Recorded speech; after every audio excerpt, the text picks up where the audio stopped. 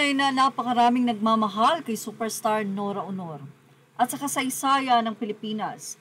Sa pumanaw na celebrities, siya ang tunay na pinag-usapan ng sobra-sobra, napakarami at bumubuhos ang mga pakikiramay at napakadami ang nagbigay ng kanilang mensahe ng pasasalamat sa superstar.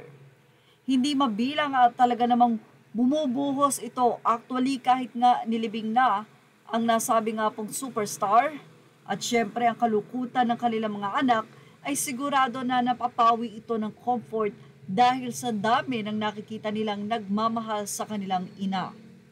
Pero kahit ganun pa man, after ng libing, marami pa rin mga lumalabas na mga pagpuna, maraming lumalabas na issue at kung ano-ano pa na nagiging say ng mga netizen. Although mga minor issue lang naman, ito ay ang about sa ilang mga hindi dumalo at ang mga dumalo naman na parang hindi daw nasa ayos ang kasuotan. Well, yan nga ang pag-uusapan natin sa nasabing video na ito.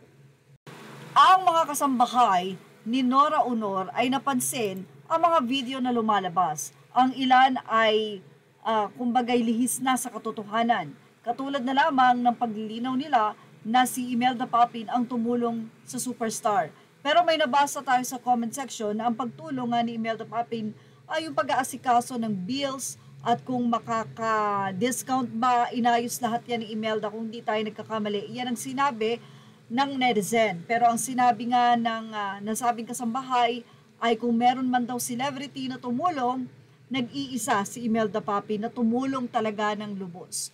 But anyway, napuna naman ng mga netizen na napakalilinaw ang mata ang di umano ay hindi daw proper dress o wear na suot-suot ni Beverly Salviejo nang dumalaw ito sa wake ng superstar. At sa naging update ng ABS-CBN, nakalagay dito na Beverly Salviejo at Nora Aunor's wake. Nagpunta nga si Beverly sa wake ni Nora Aunor, pero narito po ang naging komento ng mga netizen. Iba na talaga ang mga tao ngayon. Wala ng respeto sa patay at namatayan. Sa pananamit, tatawa sa mga pictures, respeto naman. Jane Miranda, say naman niya, burol ng national artist. Pinuntahan ganyan ang pormahan, kaloka. Ano ba yan? Hindi na iginalang ang lamay. Narito ang kaibigan ni Beverly at pinagtanggol ang nasabing singer-actress. Hi, ako po yung friend na reporter ni Beverly sa video. Huwag niyo po siyang i-bash. Hindi niyo alam baka galing siyang show and she just found time to pay her last respect sa superstar. At yan ang ating showbiz stop update. Thank you for watching. Images are all credit to the rightful owners.